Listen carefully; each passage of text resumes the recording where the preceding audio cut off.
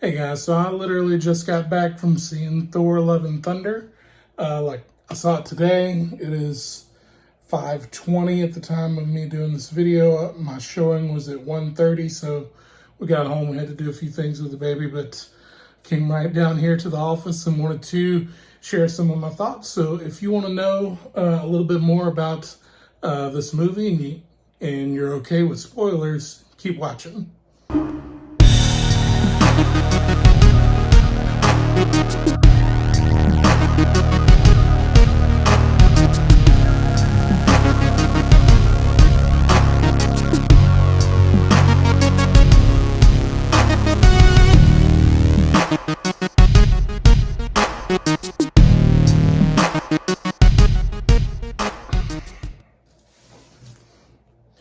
Okay guys, so first, just want to let you know that I did do some research beforehand.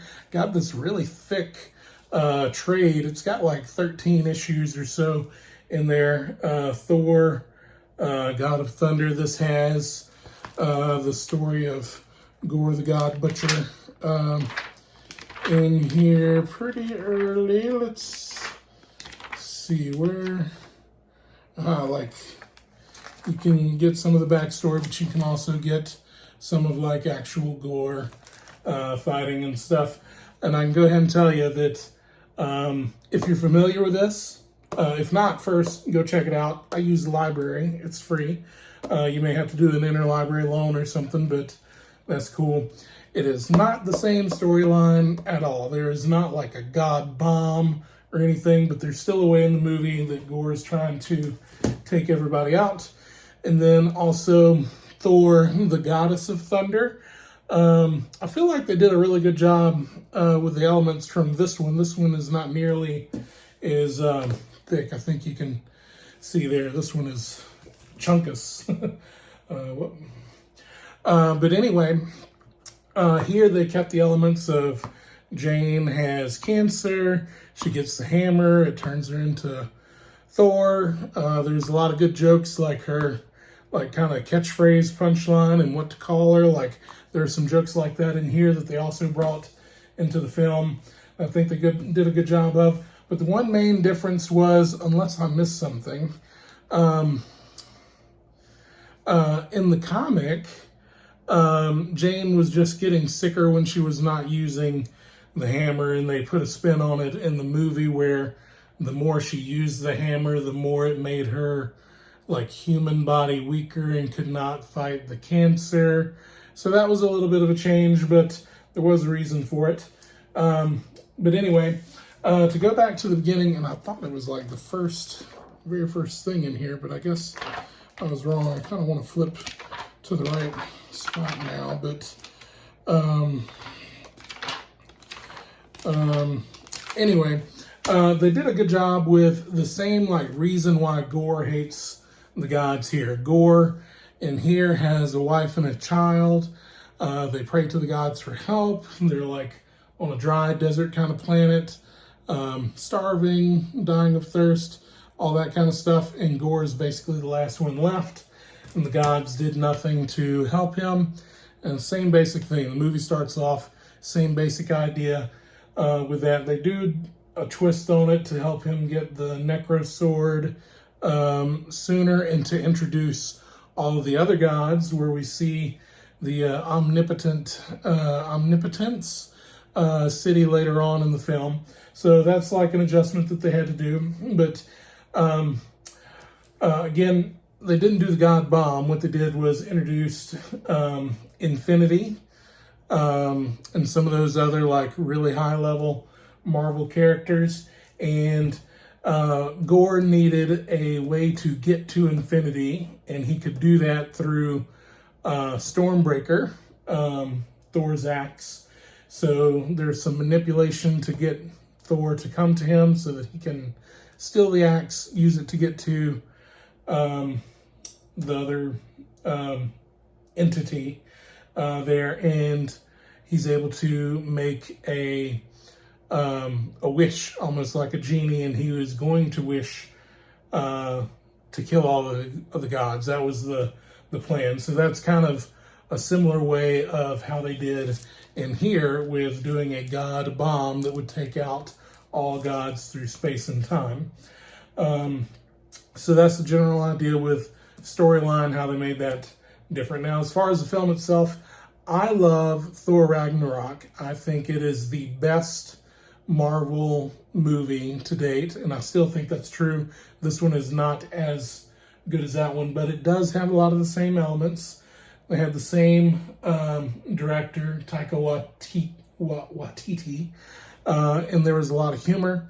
There was like good 80s like rock ballads in there, and the humor, the action was good too, and I think those are all elements that made Thor Ragnarok really good. So all those elements are still there.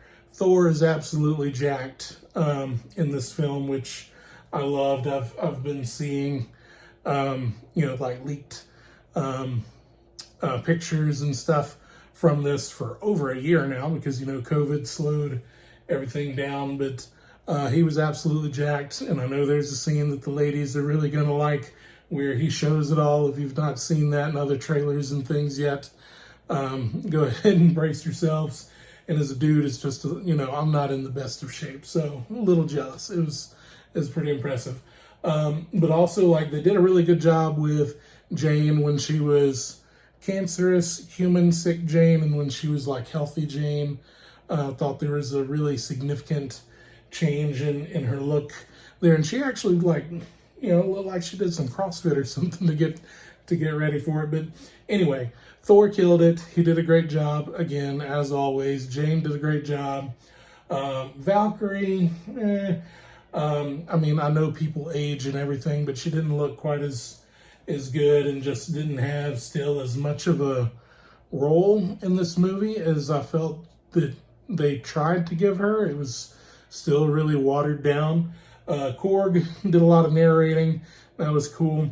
They do open up a little bit with the Guardians of the Galaxy, and Chris Pratt looked very small, and they didn't do a whole lot with the Guardians, but there's a cool opening like fight scene that they do where Thor comes in and saves the day kind of deal. They do his training montage where he goes from Fat Thor to Little Thor really fast. They do show the history of Jane and he together while they split up kind of thing. That was good to have that kind of like that gap filled in on him. It does show how he gets his two goats. I think they're like Bone Gnasher and Bone Crusher or something is what their names mean. No, Tooth Grinder and Tooth Gnasher, I think is what their names translate to. There's some really good humor between Mjolnir, which obviously Jane gets, and Stormbreaker and Thor, because like those weapons kind of have a little bit of a mind of their own. Again, that's something you see really well in this one that I think they did a good job of bringing that aspect to the movie, where Stormbreaker is getting jealous that Thor is back around Mjolnir and like his attachment to Mjolnir, kind of wanting Mjolnir to come back to him. That was interesting and funny the way they brought that in. But I will say that to talk about some of the other characters, number one, we see that, they go to Omnipotence City to try to recruit other gods to help them fight Gore. And Zeus is obviously the head honcho there. And Russell Crowe just was not doing it. I know he's older, and I think it was supposed to be funny. And it was to an extent, like his out of shapeness, but I would have liked to have seen at least a little bit of effort. Like, okay, you got like a gut and can't get the belly fat off. I totally get that, but like, man, do a few curls or something. Like, don't go in there with the flabby arms. You're supposed to be a god. But anyway, that was my 2 cents there. Maybe some of the rest of you think that will be fine. His accent was also really weird, and maybe it was supposed to be like a real Greek accent. I don't know. I'm not familiar with that accent, but his accent just wasn't doing it for me. And then I think this is the most important thing is Christian Bale's portrayal of Gore, while I think he like nailed some of the emotional aspects, and they did that with the story as well, his portrayal was very creepy in a lot of ways, but I don't know. I can't say that it was bad. I think I just expected different from him in that. Now, don't get me wrong. He was a bad SOB kind of deal, but just, I don't know. There was something about like the personality and portrayal that I thought would be a little bit different. But again, overall, he did a really good job. I did think there were some cool things that they added in there that kind of showed Thor going towards like being the All-Father kind of deal, because he unknowingly kind of put a spell on Mjolnir to look after Jane. That's kind of how she ended up with Mjolnir in the first place. And also Thor is able to do an enchantment spell on some kids that get kidnapped, to where they have his power to kind of help fight their way out of a bad situation with Gore. So I thought that was really cool. But yeah, those are kind of like the main elements that I can think of as we're going. And then get to the end credit scenes. There are two. The first one is Zeus survives, because Thor kind of took him out in the film, but it is shown that he survives.